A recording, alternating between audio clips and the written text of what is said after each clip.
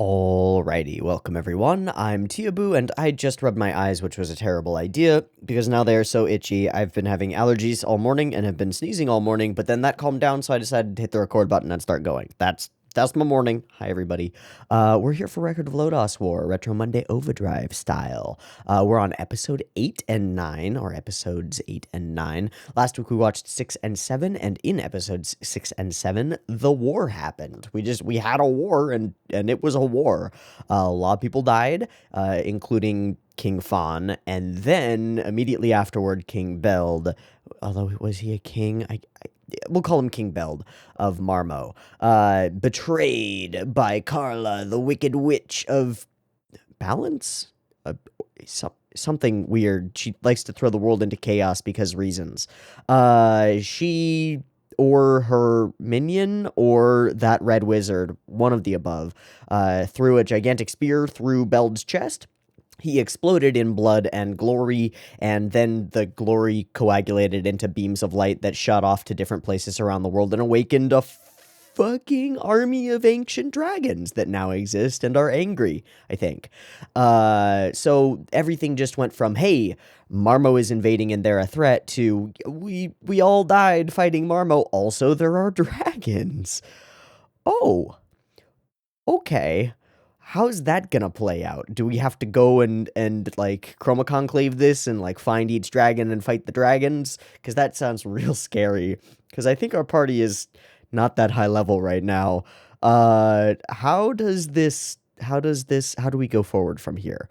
I guess we figure out what the dragons want and we keep them from getting it. Or we figure out what Carla wants and how the dragons play into that, and we keep her from getting it. Something along those lines is my expectation, but the show just went kind of crazy in killing both of its kings from the past that were like, we are the story hook, and then they're dead. So, what's next? I don't know. I'm kind of excited to find out, though. Discussion around Lodoss War in the comments has been interesting, to say the least. Lots of back and forth about, like, whether this thing is even worth watching or caring about. I'm still having a good time with it, so I think the answer to me is, yeah, sure, I'll watch some more Lodoss War, why not? So that's what we're gonna do today. Let's watch episodes 8 and 9 of Record of Lodoss War and see if they pick up in an interesting way, and if this story gets cool, more cool, or less cool. Either seem totally possible at this point.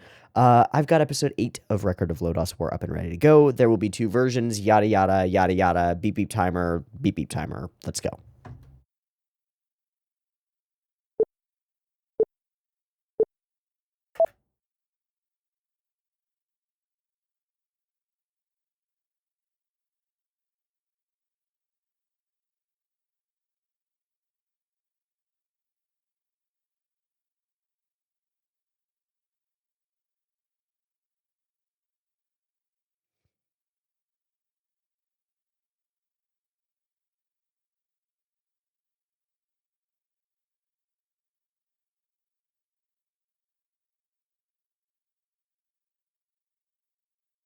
Lodoss. Da, da, da. Bum, bum, bum. I really like this OP a lot. It's so good.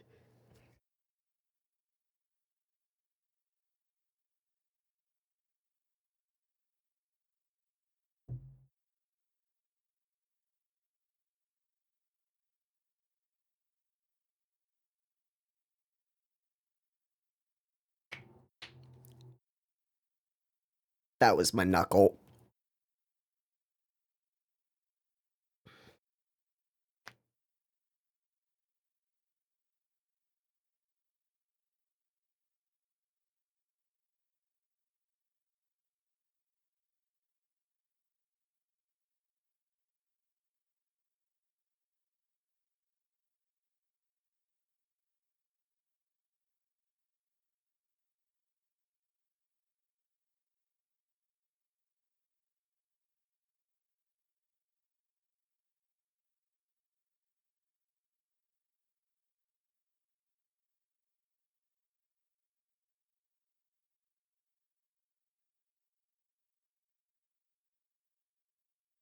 Requiem for Warriors.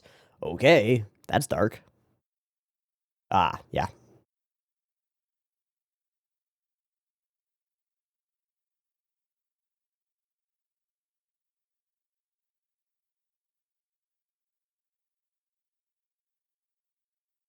Hello, Princess Fiona. Yeah, who's gonna end up in power?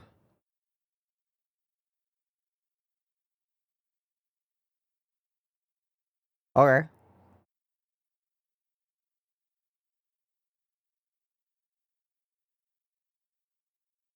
And that is the Holy Sword, right? Okay.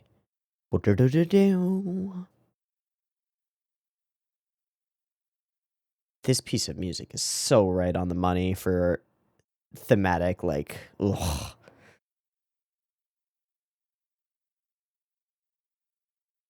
I might need to steal the OST from Lodoss. Ooh, what you carving over there? Oh. You shut your mouth, Slain. The thought that counts. Not for. Big difference.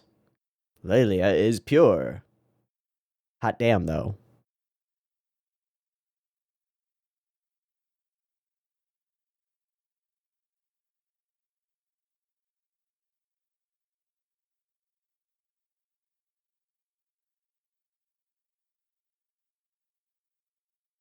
That's rough, buddy.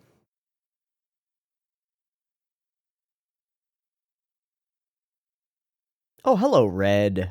Oh, wait, no. It's not Red. Who is this? Who the fuck are you? I mean, you're such a character. Who are you speaking to? Oh, boy. Hello.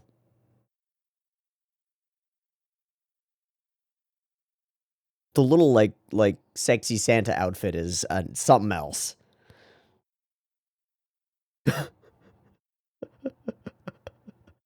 Where do you get fur-lined thigh-high red boots? Where do you get those? Because I kind of want a pair. They're dope. Oh, hi. True, true. Very weird.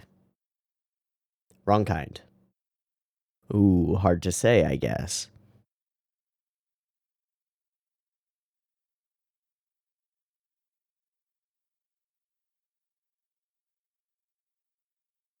Why, are they about to run into something bad?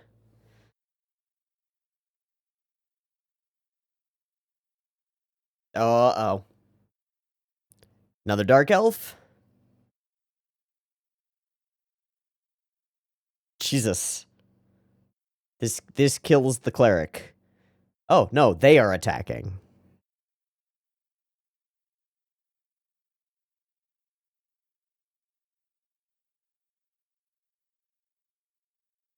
Nani? Alright, that's pretty cool. Quite the opposite. Can we ask questions before you try to kill us? Okay. Well, I mean, yeah, we're friends. Well done, Parn. I agree. Okay, still violent. What? Yeah, what? Are you blind?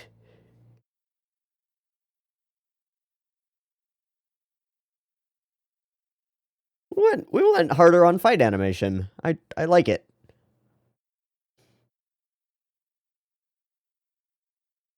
Orson, don't do something stupid, Orson. AKA Dark Parn. It's like Dark Pit, but just Parn. Oh, we're gonna flash, flash, flash, flash, flash. Uh-oh. He is awakening something. Is he a werewolf? Oh no.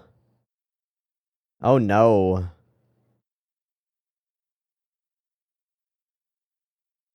Incoming.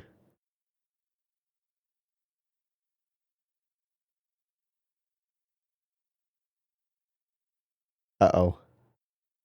There we go. What? Ooh. Drop the sword, dude. Drop the sword. He's not a werewolf. What the fuck is he?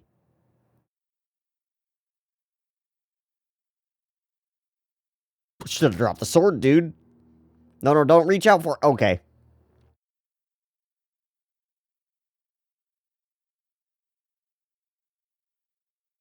He's gonna fucking kill you. How is he so strong? Is he a barbarian? Did he just go into a rage? Is that what's going on here? Oh, wow, that was a cut. Again, I don't have a pen.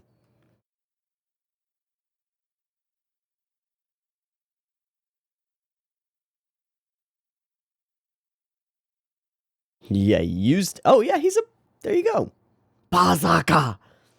Bazaka! Oh, hi. Will the rage fade from his eyes?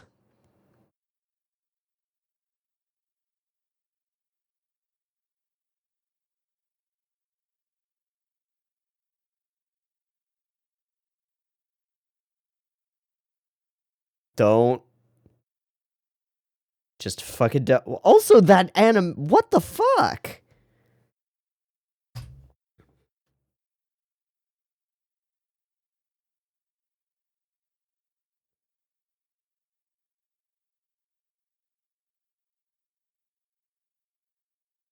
The character animation on some of those shots of her emoting were extraordinary.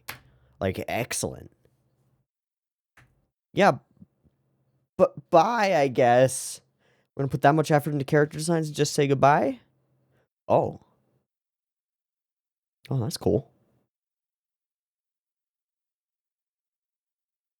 That's cool, that's cool.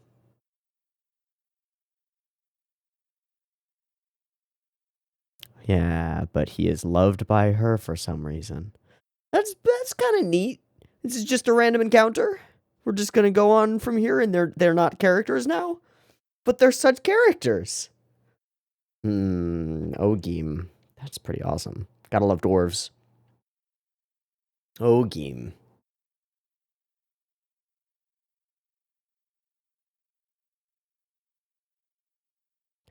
Yeah. You're gonna have to kill her, dude. He'll fucking kill you. Yeah.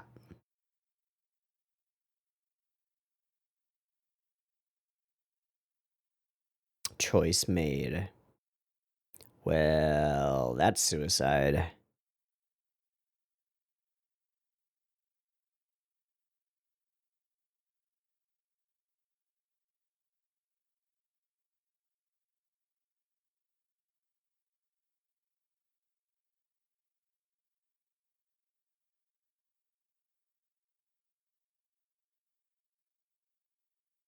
There is no way, Gim. There's no way you face this sorceress and do okay.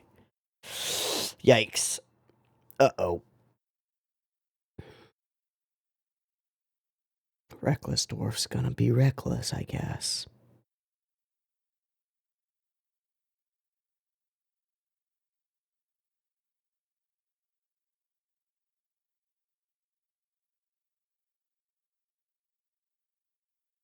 That's a bad sign. That's a turn around and walk away sign. Gim, don't do it. Man, she's gonna take over your body or some bullshit.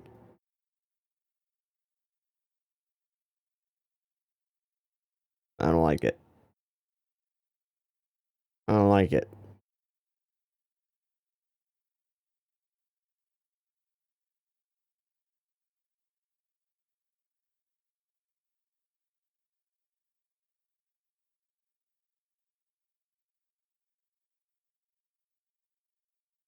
Really creepy statues. Oh, hello.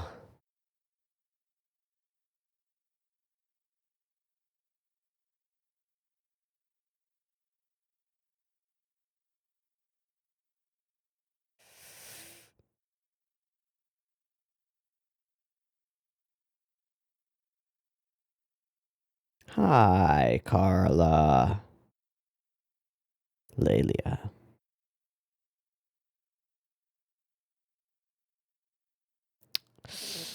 I don't think so, dude.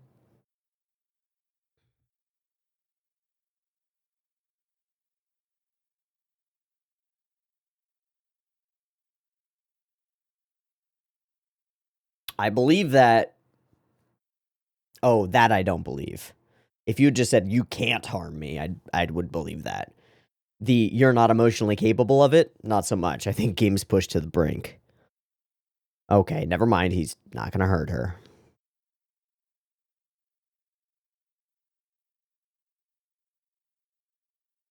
You don't even get finger of death, dude.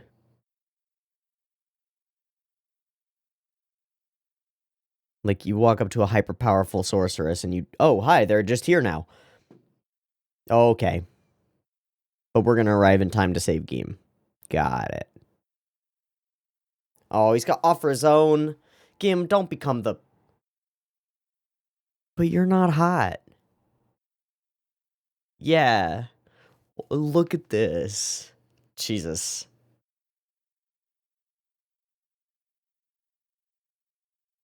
Double Jesus.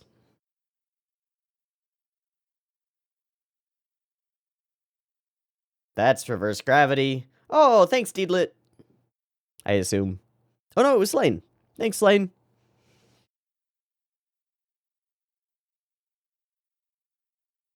All right. Oh, we all rushed up. Just gonna stand all around in one place against a magic user? Okay. Okay. Well, no, certainly not, but...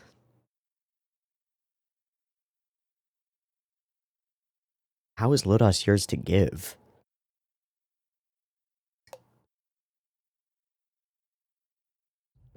Alright, so no unification.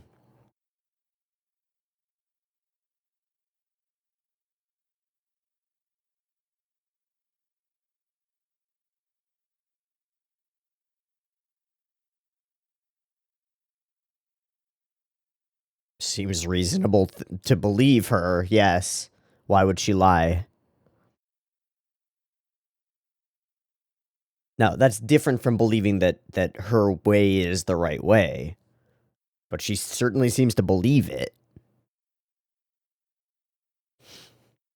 Nah. Now you are a target. Oh no.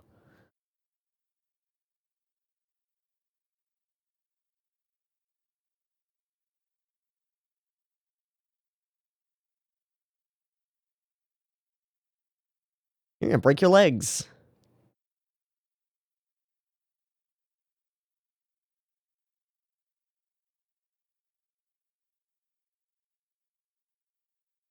Are you underwater?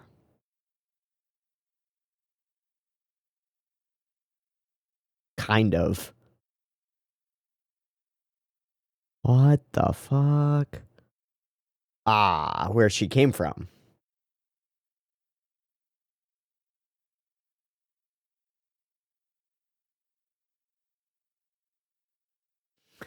Thus, total domination must never be allowed to happen.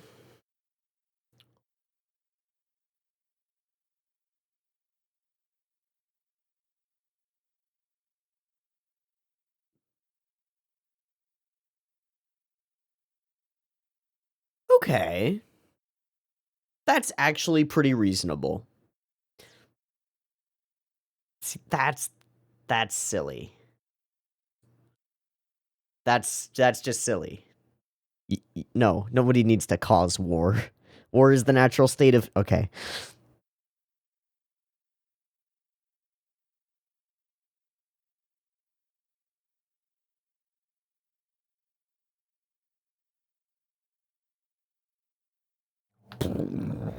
His brain expands 3 sizes.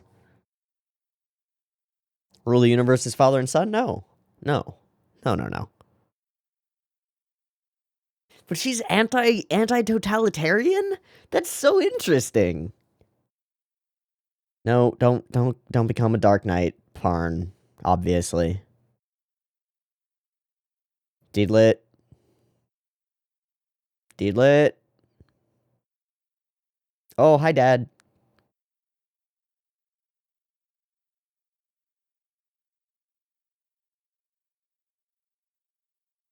Kotowaru.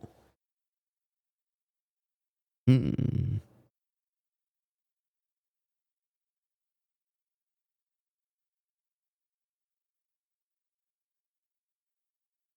Alright, that's fair enough. It's an argument from principle, but, like, fine.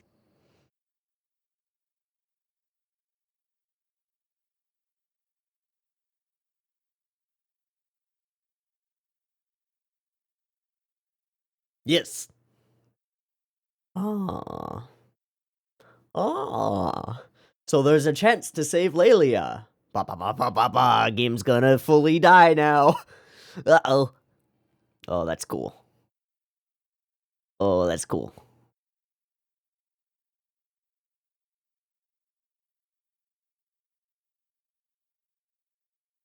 Hmm. I like that line.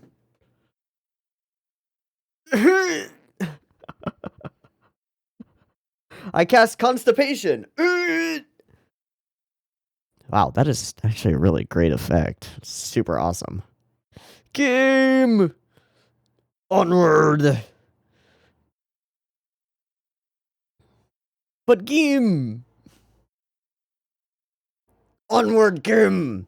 Dwarven Fortitude!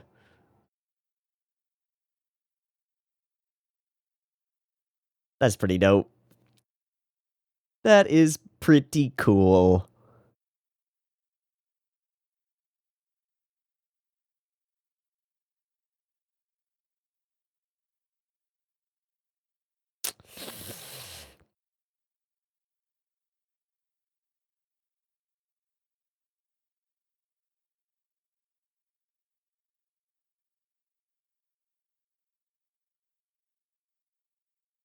Onward, game! Don't give in yet! Cast some shit on Gim! Oh, it's the comb. Don't crush it. Aww.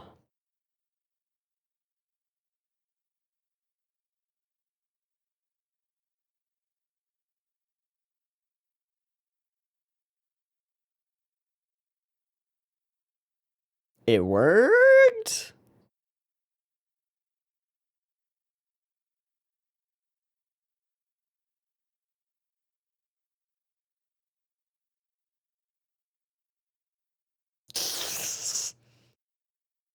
Not quite that easy. Gim! It worked. And she explodes.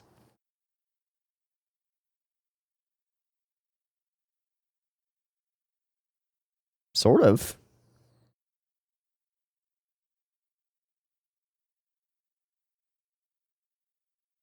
Lelia? Good night, game. Cleric? Ito? He's alive, right? Wait, no. Tell me he didn't just die. Motherfucker!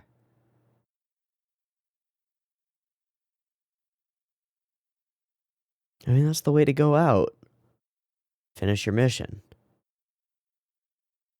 War never changes. Hmm? Huh? No, no, no, no, no, no, no, no, no, no, no, no, no, no, no, not wood. No, too easy, too easy, too easy. Oh, no, no.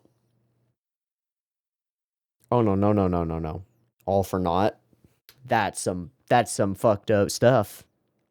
God, this DM is an asshole. Jesus, I thought we were going to be mourning for all the losses we had last time, not for new losses. That's fucked.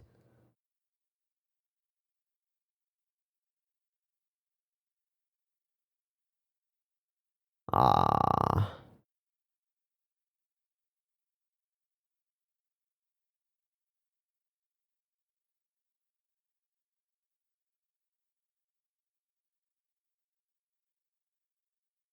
That's a good shot.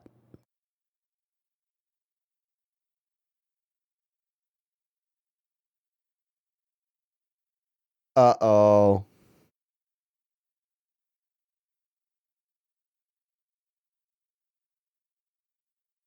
Oh, no. Oh, no. Oh, no, no, no. No, no.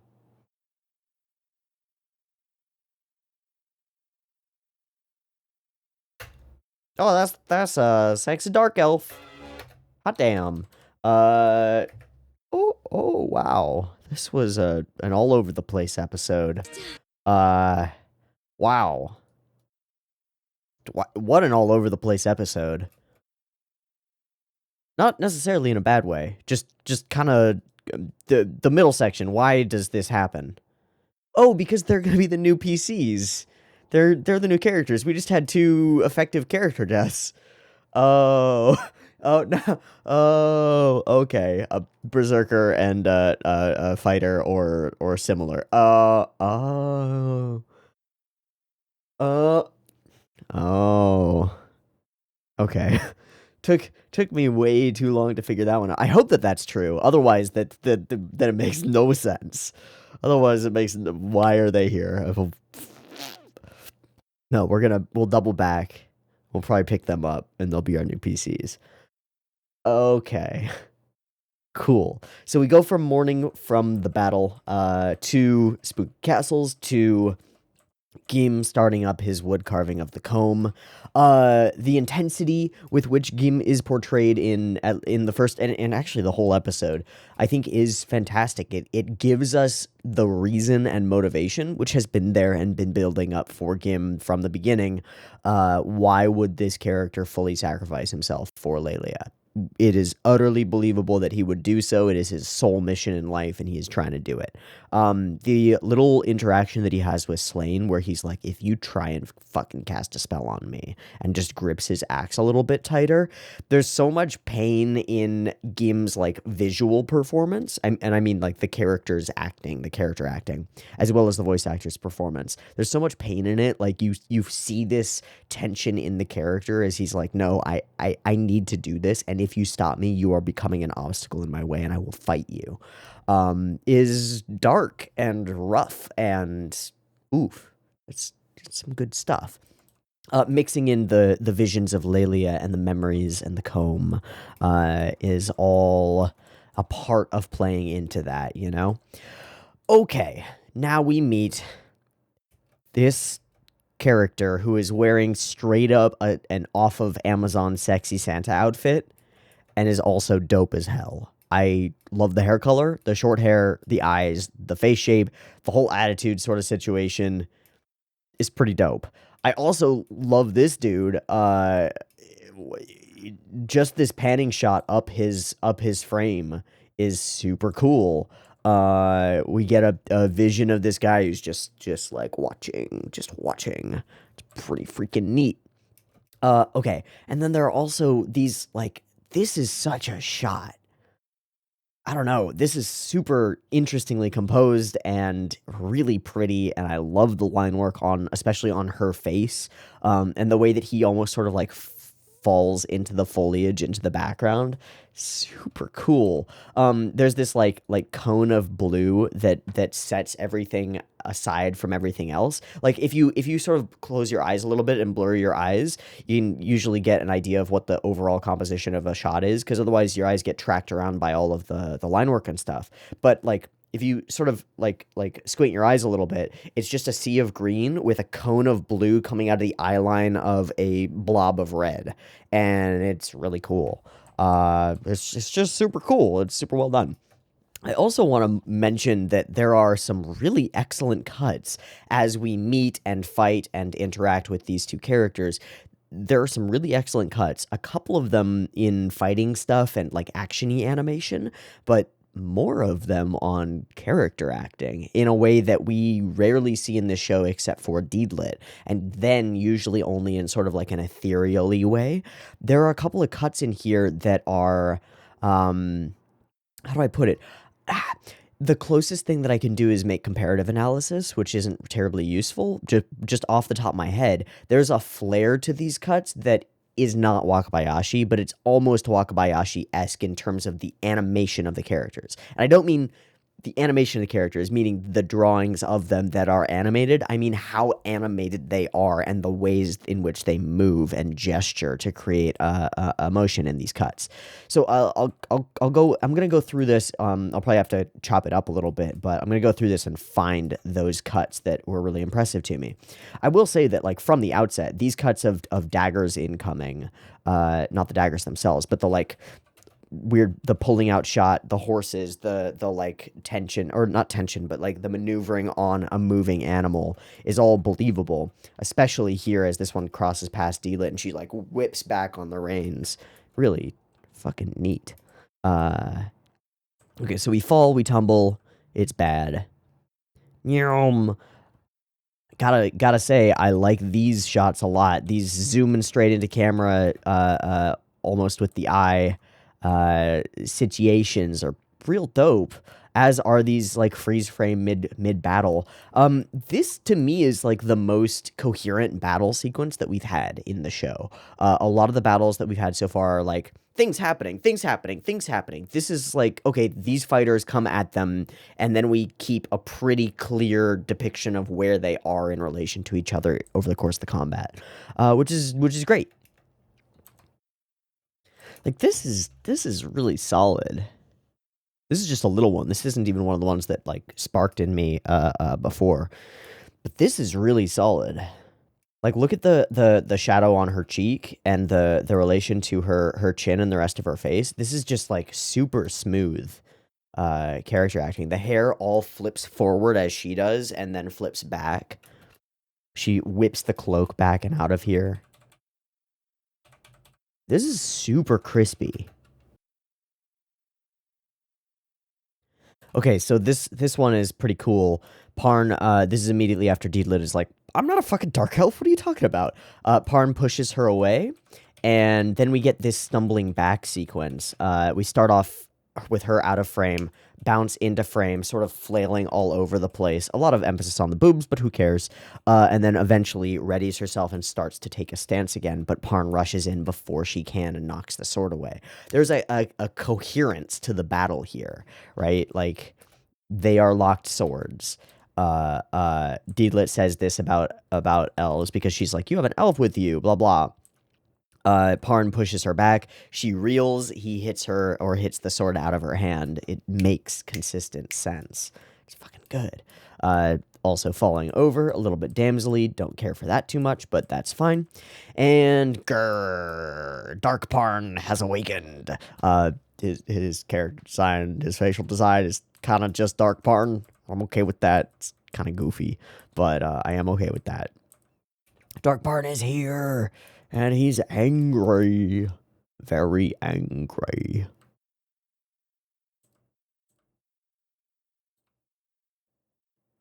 Okay, we'll leave you alone. And then in comes Dark Parn with the Berserker Slash. And this is a really... Oh, it is all on ones. That's why it's so smooth looking. This explosion of debris as he shatters the earth is all on ones. And I really wonder who animated it, because I'll bet you they've animated some other things. I don't know who. It's not Utapon cubes or anything like that. It's not that specific. But I really gotta wonder, because this cut is dope. Just watching it over and over. The way that the debris is followed by that explosion of dust cloud is super cool. And this is the first of the cuts that, besides that one, that actually really stands out to me. This moment. Drop your sword, hurry. The tassels on her throat like jewelry piece. I don't know if it's exactly a necklace. It's weird, but they all flip with her hair. The darkness around her chin is awesome. The character in the shading around her nose and mouth as she's screaming this, and just the general fluidity of the facial animation is stellar. It's really excellent. Spooky boy is spooky. Rarg. Ba-bam. Catches his own sword in mid-flight, which is insane. Lots of good Parn gets beaten down and tumbles off somewhere moments. But there's also something really interesting about, like, the way he brings his sword around. It doesn't seem right, but then it does make mechanical sense. Slash. Another big explosion of awesome. Everybody's scared. Everybody's scared. This tumble from Parn is kind of crazy. So he lands on one hand, tumbles, that frame to frame on that tumble portion just skips a moment, but it looks really good in motion. Okay, we get another of those cool facial cuts from her. I feel like somebody on staff was just like, I like this character a lot and want to draw her a lot. Because there's a distinctiveness to her cuts that's similar but different to the distinctiveness of like Deedlit's cuts. So she blocks it. Parn's there. Orson, stop it. Stop it. Stop it. Stop it. Stop it. Stop it. Stop it. Stop it. And then we get this cut. I want to just frame by frame it, I think.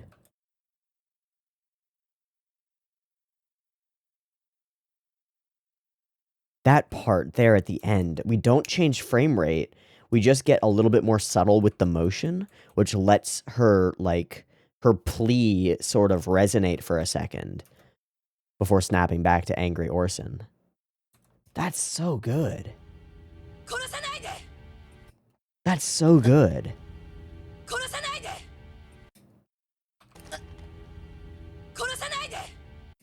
There's also, it's not lip flaps at all. It's fully matched to the piece of dialogue. It's like right on. You can tell that that's what she's saying.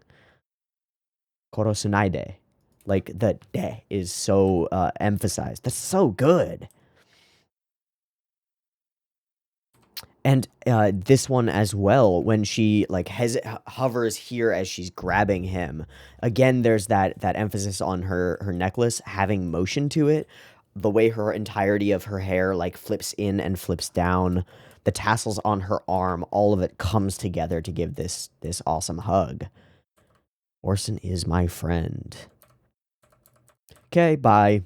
Later. See ya. Guess that part of the episode's over. Why was that here? Oh, because we lose 2 characters. That's why. Okay. I'm going to assume that that's why. If that's not why we met those characters and they never show up again, I'm going to be freaked out. Quiet moments with Gim, walking into darkness, walking into terror. This is a rough one. So it's a setup for Gim to actually succeed in his mission, but fail in the overall goal. Lots of spells, lots of scary stuff from Carla. Spooky, spooky, spooky. Everybody arrives just in time to see the last moments. I love Lodoss with all my heart.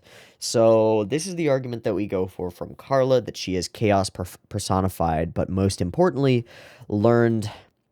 Like, what she says is that total domination occurred, and then the wars that came after attempting to reclaim total domination are what wreaked havoc on the world. But there's no argument about, like, well, total domination is unsustainable, therefore it will always lead to collapse, because I think you can make an argument in universe or in just, like, historical sense that like, a totally dominating empire could be stable for a long time. Hello, Rome.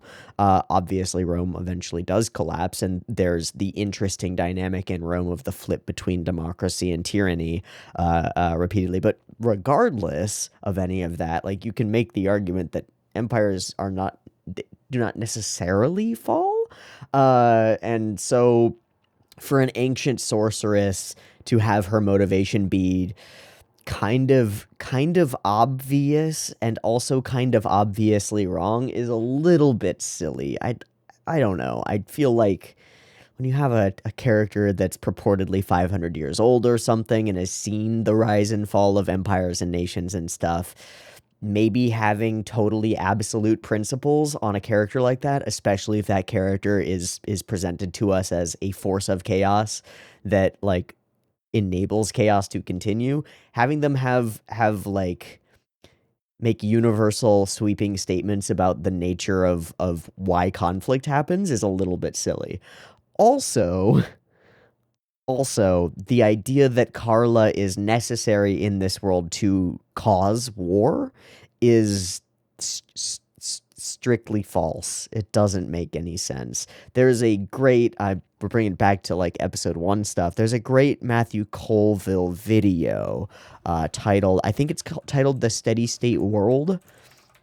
Maybe. Or it's something like The Politics of Peace is the one that I'm looking for. This is running the game 24. He talks a lot about a book that is a better reference. It's by Donald Kagan called On the Origins of War. And in the video and also in the book that is referenced in the video, he talks about the proposition, it's not necessarily true, but the proposition or theory that war is the natural state of being, that there's no need for a reason for war, that instead the alternative, the idea of peace is near impossible. And if peace exists at any given point in history, it is because of the serious efforts of a usually fairly small group of people. So Carla's like the anti that. She's like, war doesn't happen enough, so we need more wars to prevent anybody from taking total power. Even though war is the way that people lead toward total power, she just prevents anybody from ever gaining totalitarianism. Okay. I get it emotionally. I do get it emotionally. The emotional logic is fine. The logic is... But it's a story, so it's about emotional logic more than it is about logical logic. And that's okay. Okay, we get some dramatic sequences. Woodchuck's practically last act in life is saving Parn, which is real cool. And we end up floating and talking and stuff. Power must never again be allowed to consolidate in one place. As long as it remains scattered, the destruction will never be complete. So she wagers continuous partial destruction versus final total destruction. It makes sense. Makes enough sense. And so I caused these wars. Yes, for 5 centuries I have thus protected Lodoss. So the problem here is, like, I guess the idea from the hero's point of view is what's really wrong, which is if we kill Carla, war stops and everything goes back to being normal, which is peaceful. But normal is not peaceful. Why would normal be peaceful in a world where there are both villagers and goblins? Like, that's not going to lead to peace. How are you gonna make that work? So this is, it makes enough sense that it makes sense for a hero to be like, no, you're wrong. My sword will forge the path toward peace in the future. And I guess that's as complicated as our politics need to be. No, it can't be. I don't want to. He almost gives in and then sees his daddy-o in the sword and goes, no! And then everybody almost dies. And then Gim does a heroic sacrifice. Also, can we talk about the effects for this whole sequence? Look at this shit. This zooming shot, this fiery stuff, this...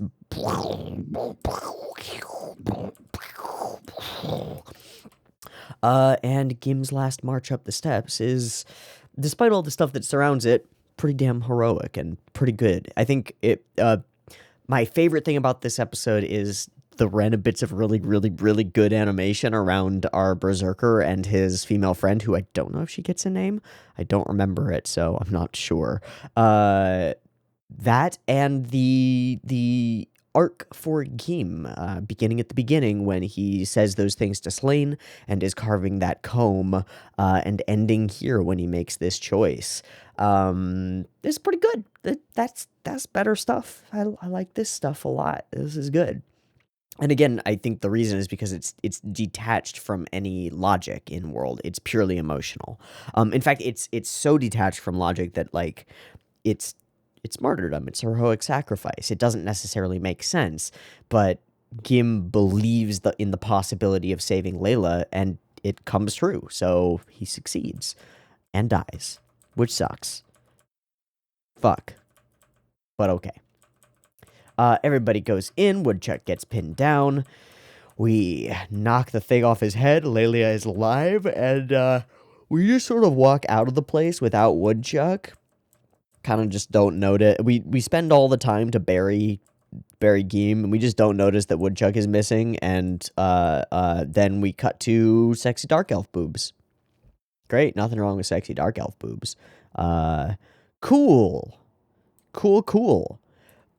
Practically no villain alteration, like no villain development in this episode. Carla she's not Carla anymore. She's fucking Woodchuck, and he's now our villain, or the embodiment of our villain. That's crazy. That's pretty crazy. I actually think that's kind of cool. Okay. Cool. I'm going to wrap there for this episode, take a little breaky thingy, do a sinky thingy, and come back for episode 9, where we will find out if the Bazaka and his friend are, in fact, characters. I will assume that they will be, but who knows. Breaky sinky thingy, back in a second. Peace. All right, welcome back. We're ready to rock for episode 9 of Lodoss War. Dark Elf Titties! I'm sorry, that was a big non sequitur. Let's go.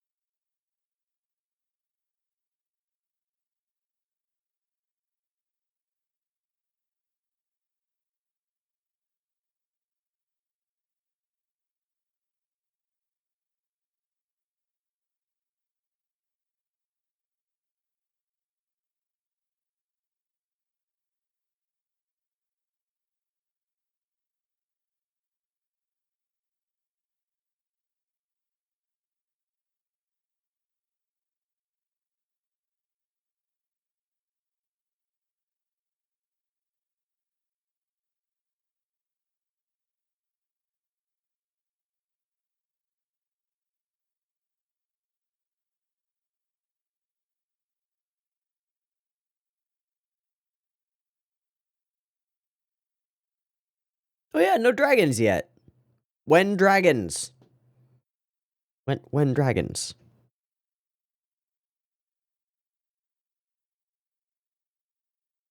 The scepter of domination.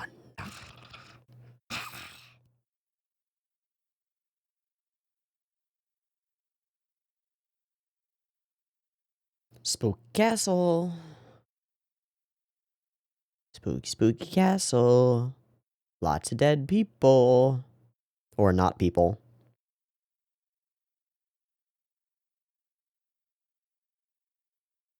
But from that chaos and turmoil, one man rises.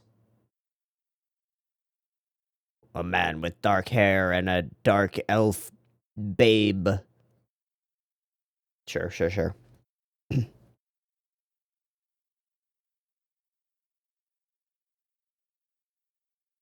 Dragon. sense. Hey.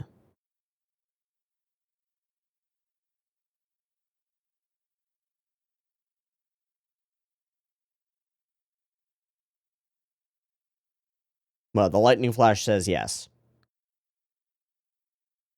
I'm going to assume that that scepter is... Oh.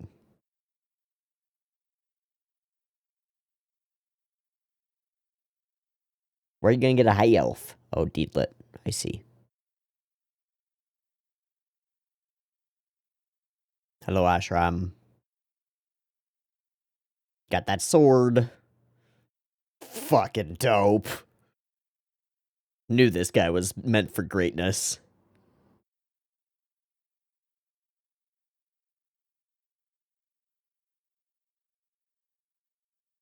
What is that?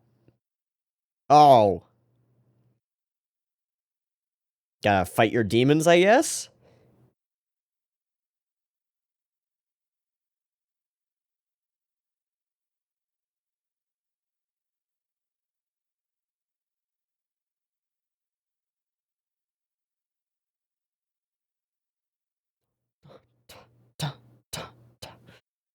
That's pretty cool.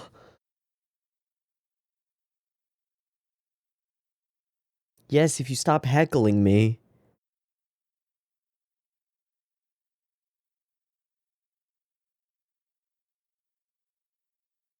It would be if I could focus.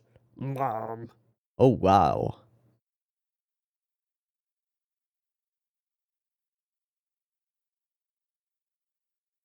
Really?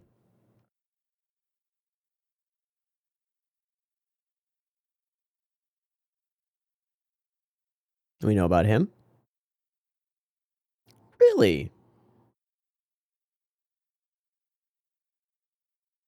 Ooh.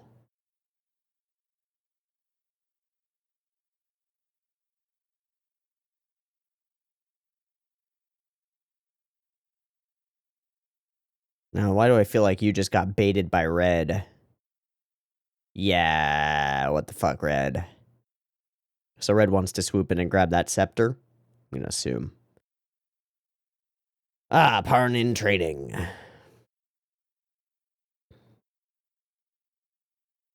Oh, against Cashew. Hi, Cashew. What happened to that dope shield that you were supposed to have?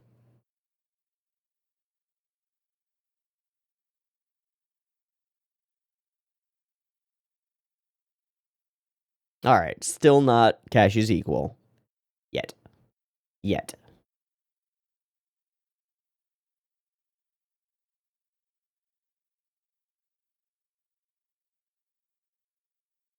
Uh-oh.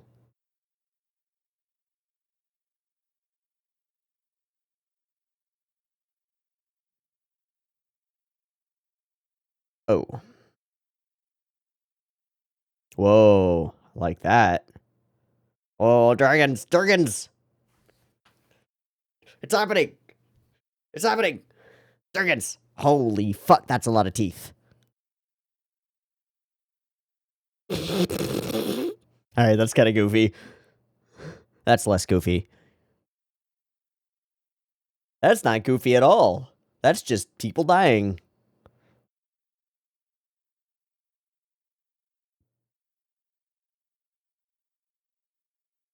Just heard a sound like a 1,000 voices suddenly cried out.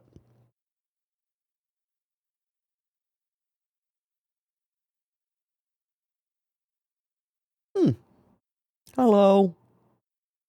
Hi. Oh. Oh.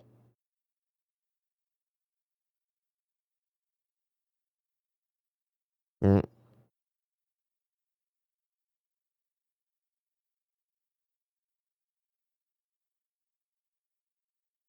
The campaign must continue.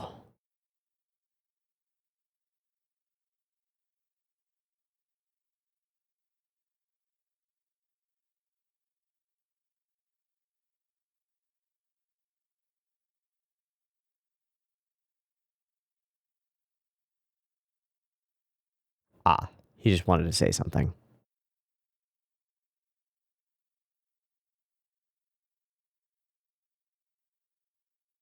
I must help.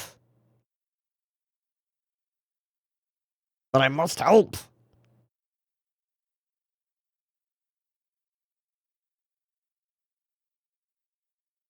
What? What does that have to do with his father? What? Ooh. Ouch. I thought the problem was his recklessness, not his hesitation. Okay, whatever. Ouch. Damn, Cashew, you harsh sometimes.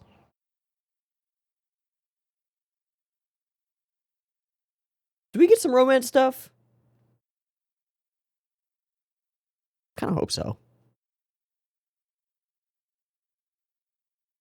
Yes, dude.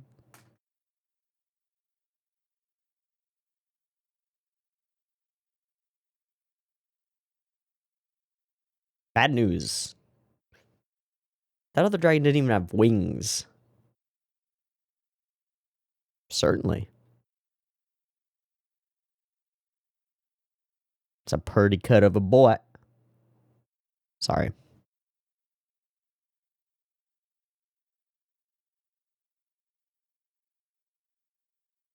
Cool.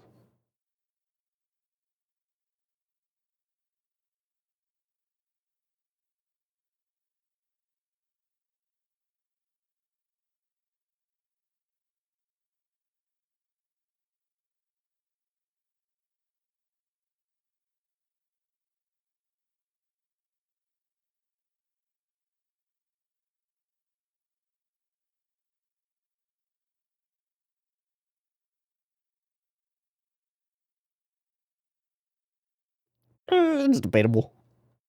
Oh, cut to wood.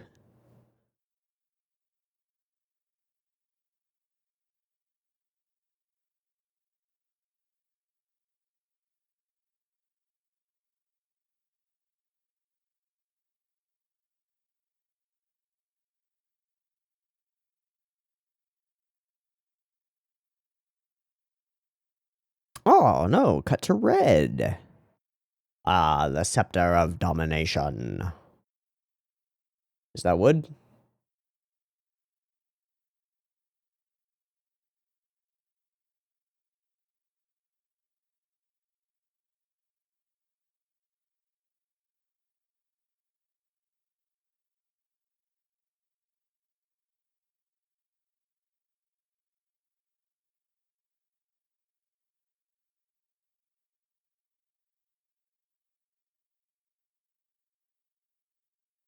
That cannot be allowed by Carla.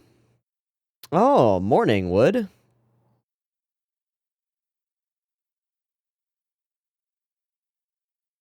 God, I hate it.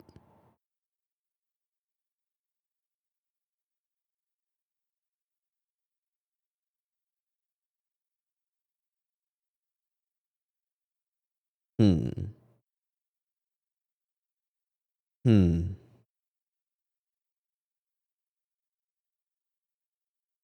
Nope.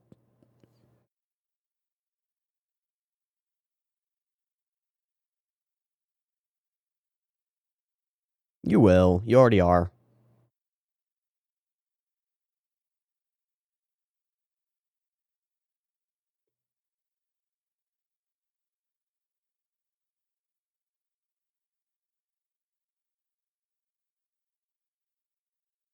That's a bad idea. I've seen that story play out.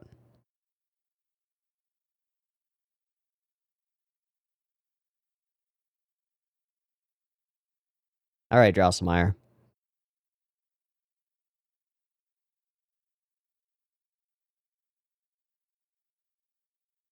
God, there's a lot of bad guys.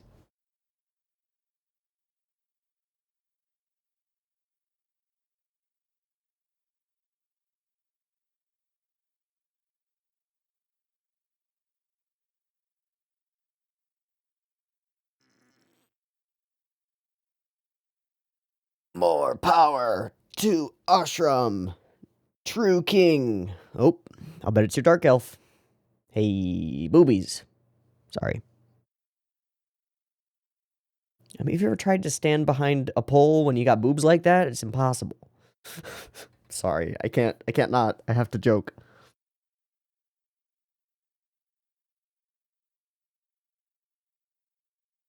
Why? Just because you're that fucking dope? That's fucking dope.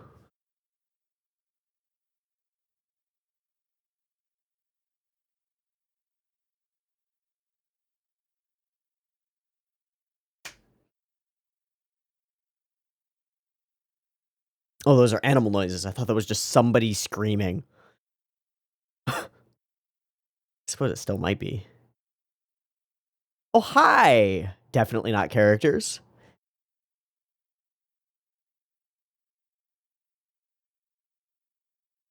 No, you're just here now?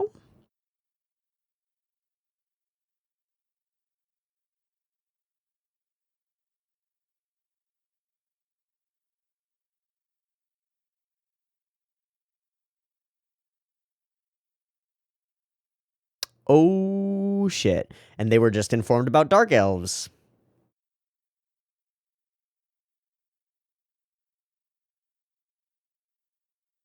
Why are all male dark elves fucking ugly and gray skinned and all female dark elves are just hot?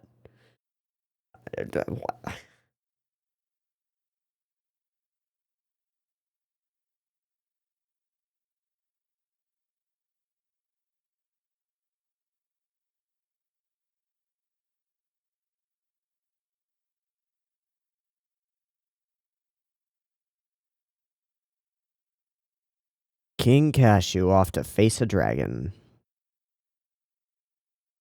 Oh, no, that's Ashram.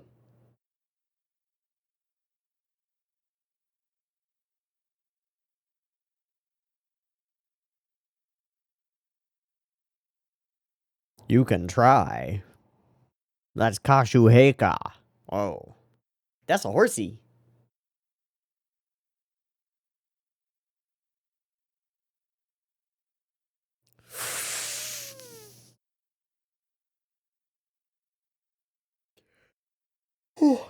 You know, ruling the world doesn't sound that fun anyway. You can just chill, dragon. That doesn't seem worth it.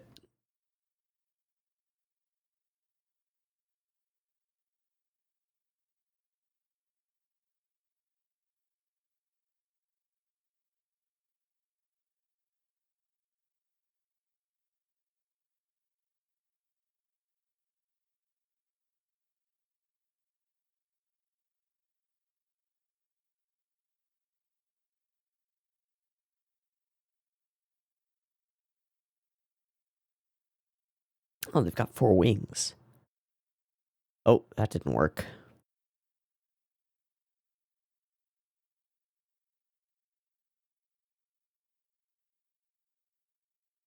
Silence.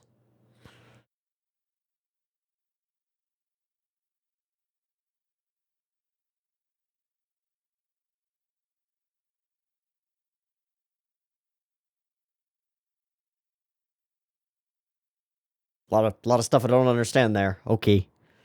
Okay.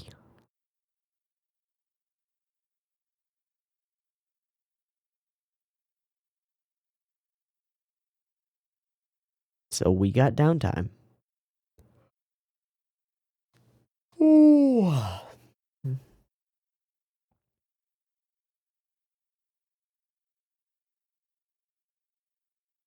Looking pretty good there, Eto. I don't know what the word I'm looking for is. Hey, Perbs. Regular old Disney princess. Uh-oh, dark elves are gonna attack. No, you killed the burb. Run, deed, run.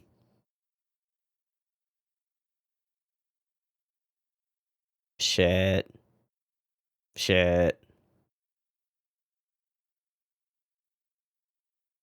The sexiest fucking battle.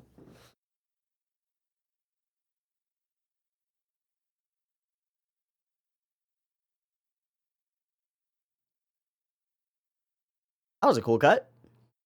Uh-oh. Uh-oh. She has been gotted. Looks like we got a mission. Not much, apparently.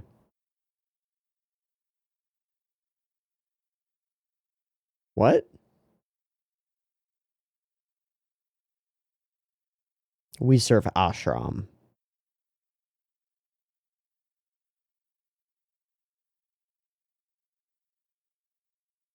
Too late. Probably just in time to see them flee, though. Hoto, hello. Oh, that's why she was blushing. Oh my god, you know where she is. How helpful. Oh, we're here at this moment. That's good. Yeah. No recklessness. Usually. Though we haven't talked about Dark Elf Society at all, but that's okay. Thanks. I don't like damselizing Deedlit, but that's okay.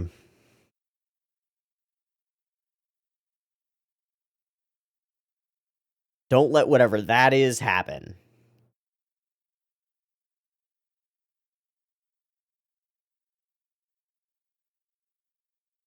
Just cast sleep. Oh, hello. Oh, hello.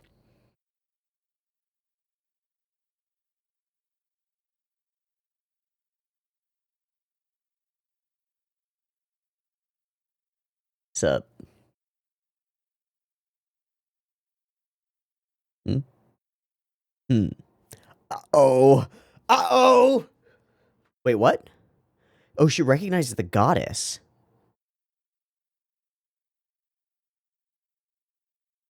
Fleeing time. You know when you're outmatched. Get out of here. So Deed is a target now because she's the only high elf in the world that we know of. Cool. Cool, cool, cool, cool, cool, cool. She is asleep. Oh no, she's alive.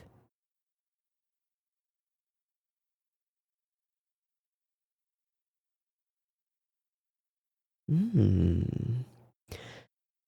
Eye to eye.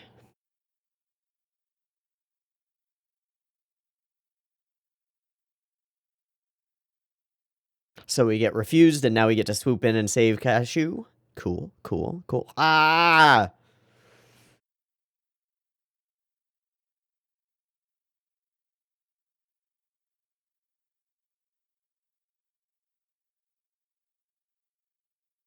I don't think that dragon's gonna wait for anything. Cool, cool, cool.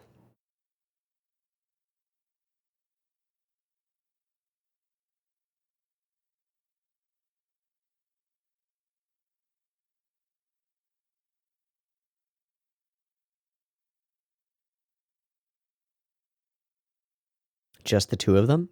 Just the two of us.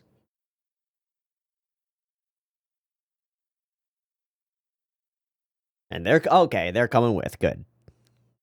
How about Selene and Eto? Are they stand behind?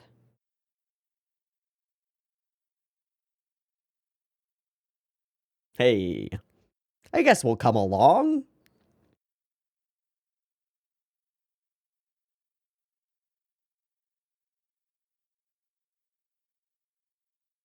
What does that mean? Oh, stock up. Except Deedlit is anything but. Great.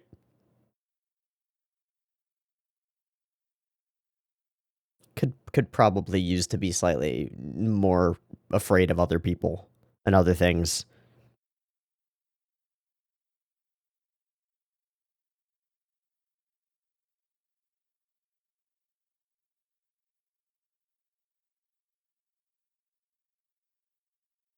And there will be dragons involved! Haha! It's a big boy. Ooh, gold! Ooh, shiny. Is there a scepter? Hello, scepter.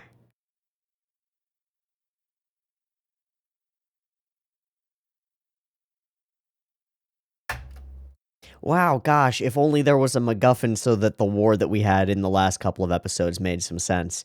You know, a MacGuffin with like world-altering stakes that's in some lair somewhere that we have to go as a small group and infiltrate, and then like maybe okay, I'll hop off it. I'm off it. It's fine. It's right there. It's the plot point. It's right there. Okay. Durgans. Okay, so.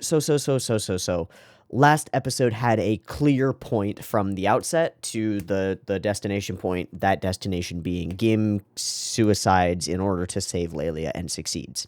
A little bit of other stuff mixed in there with the Berserker and people being met, but overall, that episode was pretty coherent. This episode, we go back to jump around discombobulation, in that the number of times that we cut between different factions or groups or areas and just have them state what they want to be going on right now, like what their goals are, is a lot. So Red says this, explains some things.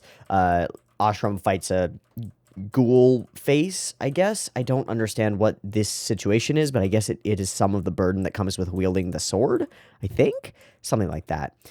We see that our enemies, our bad guys, are once again in conflict with each other, which is great. It's part of the reason that they have to fall apart, is that they're both aiming for the ambitious goal and trying to steal it out from one another. Cut over here, Kashu says some things. It's like, I have to go somewhere. News comes for Kashu. Dragons are being dragons. It's real bad. Cut over to Slain. Slain and Lelia talk. Gim, sad. Kashu leaves. Kashu says no to Parn. Sad. Parn and Deedlit get a chance to hang out, and Parn is sad. Deedlit is happy, but can't cheer him up at this moment. We get this shot, which is from, like, Deedlit's perspective. Very romantic shot of Parn, which is cute to see that going both ways, and I do like that quite a bit. I mean, it would be a little bit forced to force a serious, like, romantic encounter in this moment. The one that we had on the rooftop where she just plays a song was so good, though, that I want more of those. And I think this moment, like, counts as that. It's a moment of compassion and, like, connection between these characters, but it doesn't blossom into anything, and that's okay. On the flip side, juxtaposed with that, we have the opposite of compassion and comfort and connection between characters. We have motherfucking Woodchuck speaking with Carla voice and being real creepy. Also, Mr. Red over here being like, I'm gonna defeat you, and he's not. He's not. His goal is to awaken the goddess of evil and expect some boon or reward from that. I'm sorry, I have seen that play out before, and you will get killed in the process. That's how it goes. He who holds the scepter of domination will blah blah blah blah blah. Never make a good spy, blah blah blah blah blah. Her devotion to Ashram is fucking awesome. I mean, it's weird and creepy, but it's still just like full salute. That's the dopest thing ever. And she's got a reason for it. Ashram to her is a worthy leader, and thus the only worthy leader, and that's pretty cool. Okay, so they see them come in, cut over to Kashu, cut over to Ashram. Also, really confusing moment here. We cut directly from Kashu leaving to the mountain pass where a group of people is traveling, and like, until we show that is Ashram, it seems like we're just cutting from one portion of Kashu's travel to the later portion of his travel. It's like, wait, oh, this is Ashram, not Kashu. Cool. Dragon looms. The dragon does loom real good. The only problem that I have with most of the dragon shots is that they are not animated. It's just a dragon sliding, and that doesn't make any sense. It is actively beating its wings, so it is moving and shifting.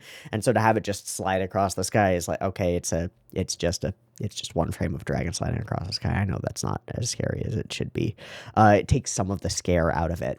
It's kind of like when you see Suitmation in a monster movie. It's like, oh, it's a dude in a suit. I see through the craft here, which is unfortunate. Ashram goes full badass and races a dragon, which doesn't work. It's still pretty dope, though. And this guy smiles creepily. He's trying to betray Ashram or something. I would assume so. What is my vibe on Eto here? How unlike us. We don't know what to do. Just waiting around. There's something about Eto that's like, it feels different, but I don't know what. All right, just doing Disney princess stuff, get attacked, really sexy battle between elves. Deedlit becomes Damsel Deedlit, which I don't care for because her as a strong character is better, but there is a reason made in world for it. They need a high elf for reasons, and we get to save her, and she's back. Cool. Everybody takes off because they're scared of Orson, the berserker. They're scared of the goddess that inhabits his spirit, which is kind of freaking dope to be like, oh, this guy is genuinely terrifying. Us 3 Drow out. That's cool. And we do get this little romantic shot between them, along with a very whispered. It's melodrama, but it's very sweet. So I don't have a problem with that. I don't have a problem with pretty much anything in this episode. It's just a little bit discombobulated because, again, we have a goal state that we're going for, and we're just organizing and arranging all of our characters and sections and factions and people in order to get them to the goal state, which is small party by King Cashew, small party by Ashram, and small party of Parn and people converge on this gigantic dragon and its horde in order to get the scepter that's there. Cool. Solid from a plot perspective, but kind of a housekeeping episode, if you will. Which makes sense, because we just had a really dramatic episode where fucking 2 of our core characters are just gone. Wow. That's ballsy. That's ballsy. I wonder how that played out in-game. Like Gim dying there was clearly an in-character choice, unless Gim is a DM PC, which is quite possible. But like, I will go forward and fight Lelia slash Carla alone and die in the process is a very in-character Gim choice. And then I guess it was just like, all right, she's gonna try and possess somebody else, make me a saving throw, and Woodchuck rolled real low. That's my guess, I think. That sucks in campaign and in game. That feels not good. But so be it. They get to play new characters. Cool. I like the new characters that they've got added to the story. Orson is pretty dope, and I don't know her name yet. I just don't know her name. What is her name? I think I do know her name yet, but I don't remember it is the problem. Shiris. Yeah, I do not think that I've ever heard them say Shiris is her name. Cool. Played by Minami Takayama. Also played by Yu Asaka. I guess there are 2 voices for her for some reason. That doesn't make sense. Oh, she plays Conan Edogawa. That's the voice of Conan, of Detective Conan. That's fucking crazy. Awesome. Cool. I think that's pretty much all I want to talk about for this episode of Lodoss. Unfortunately, this one did not spark a lot of discussion from me. Again, kind of discombobulated, jumping around, doing a lot of things. Couple of little fight scenes, couple of dramatic, intense moments between characters, especially our villains, which is really fun to watch. But overall, it is an episode of Lodoss War. Nothing super special here. Cool, I'm going to wrap there. I've been Tiabu. This has been Record of Lodoss War, episodes 8 and 9. I hope you've enjoyed them as much or more than I have. If you've got thoughts on the storytelling here, let me know. Otherwise, I'll catch you next week for the next couple of episodes. See you there. Peace.